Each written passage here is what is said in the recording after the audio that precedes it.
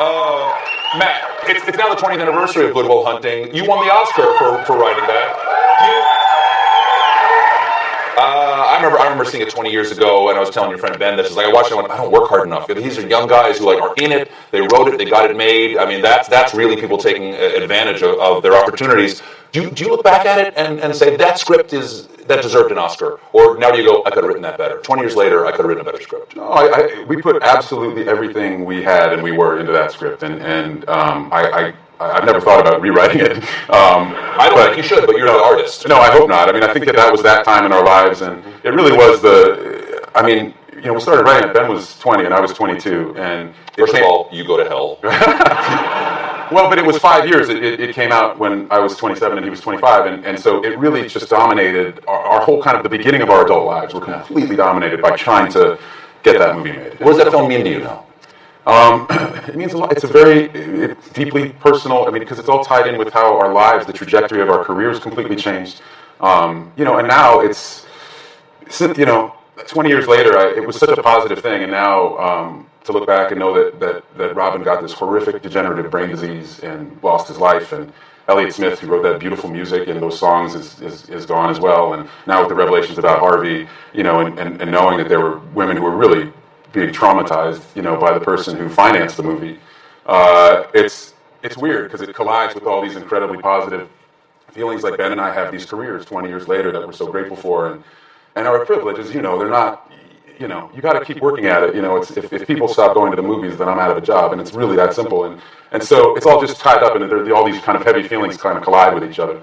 At the same time, like I remember going back to Boston a few years ago for my dad's birthday, and we took a picture on the park bench. I walked into the Boston Common with my kids, and we found the bench that Robin and I did that scene, where he it's a long monologue for Robin, and I barely say anything, but we wrote. We were really proud of that scene, and it was kind of a big moment in the movie. And I hadn't been there since Robin had passed away, and we took a picture sitting on the bench with my kids, and they didn't understand the significance of it. My wife did, and my father was with us, but so it's very, very powerful feelings, kind of.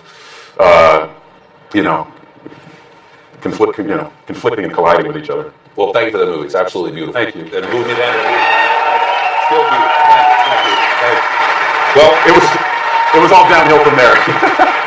You played the Quill, though. I did play the Quill. Okay, the new movie is Downsizing. It's an unusual premise. Tell the people the unusual premise of this movie. Okay, well, it's Alexander Payne, who's one of my favorite directors, and I've been just desperate to work with him. The Descendants, Sideways, Election. Yeah, I mean, about Schmidt. He's just never made a movie that wasn't fantastic, and so he came to me with this idea about. He said, "Okay, sir, Norwegian scientists have found a way to shrink humans down to 5 inches in height, and 6% of the global population decides to do this as a way to offset climate change." And I just looked at him and went, I just didn't think he was being serious with me. I thought it was like a test. But then he gave me this script that he and Jim Taylor, his co-writer, have been working on, and they had it for 10 years, and it was fantastic. And he described it to me as he wanted it to be a Hal Ashby movie with great special effects, and that really is what he made. Hal Ashby was a brilliant filmmaker who made, in the 1970s, kind of in the wheelhouse of American cinema, made some incredible movies, and this movie, to me, feels like it's a giant satire. It feels like it could have been made in the 70s, and I'm just enormously proud of it, and I wouldn't change a frame of it, and it's exactly what Alexander said it would be. So it's people want to have less of an environmental impact, and so it literally reduces their footprint.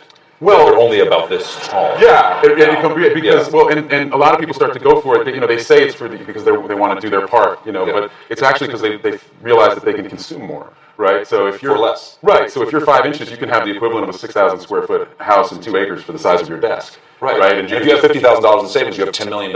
Exactly. So people feel like they can have the kind of American dream that they can't quite attain here in the big world, and they downsize so that they can. Well, we have a clip here with you, and I think it's Jason Sudeikis. Yes. And he's explaining to you. Yes, he has downsized. We're high school buddies, and he has gone through the process, and he's come to a reunion as a small person, and we're catching up. Okay. Yeah. Jim? So the decision to... Well, that's the thing. Downsizing takes pressure right off, especially money pressure. Well, and plus it must feel good to know you're really making a difference. You mean all that crap about saving the planet? Yeah. Downsizing is about saving yourself. And now Caroline, we live like kings. I'm still living in the same house I grew up in. I mean, Audrey's dying for us to move, but we're really strapped. Listen, there's a lot of small communities cropping up out there, but don't mess around. Leisureland is where you want to be. Best houses, best appliances, best doctors, got all the great restaurants. The kids love Cheesecake Factory, and Leisureland's got 3 of them. Ooh, sorry, maybe you back up a little. I think there might be too too much garlic in the salsa here. Oh, yeah, right. So, Well, thanks for being here, man. It was really great to see you again. Hope to see you again. I hope so too. Downsizing is in theaters Friday, December 22nd. Matt Damon, everybody. We'll be right back. Wow, what a cliffhanger. What's going to happen in the next Late Show video? Click subscribe to find out.